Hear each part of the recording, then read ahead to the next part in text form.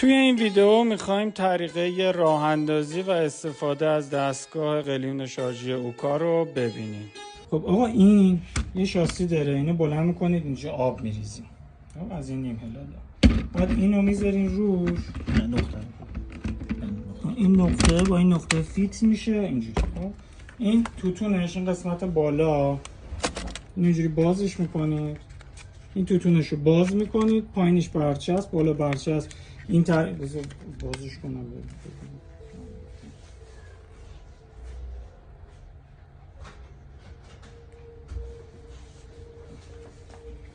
اینو از اینجا بازش میکنید،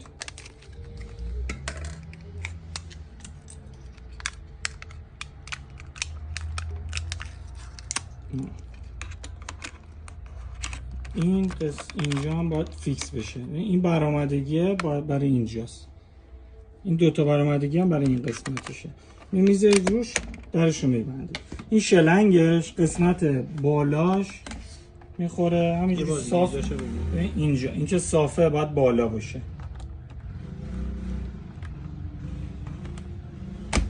اینم جا رفت. خب باید یه ساعت و نیم شارژ بشه. این دکمه‌شو نگه میدارید، چراغا روشن میشه. زمانی که روشن بشه اینجا یه صدایی میده، مثلا یه 4-5 دقیقه صبر میکنید. این نارنجی ثابت که شد یه بوق دیگه میزنه، بعد میکشید. آبش نه، باید یه 4-5 دقیقه صبر کنید که قشنگ داغ بشه. آبش هم فیکس تا اینجا پر میکنید. تمام هم که بشه قرمز میشه. تمام بشه دیگه خاموش میشه دیگه. شما تا این 4 تا شارژی که داره میتونید استفاده کنید بکشید.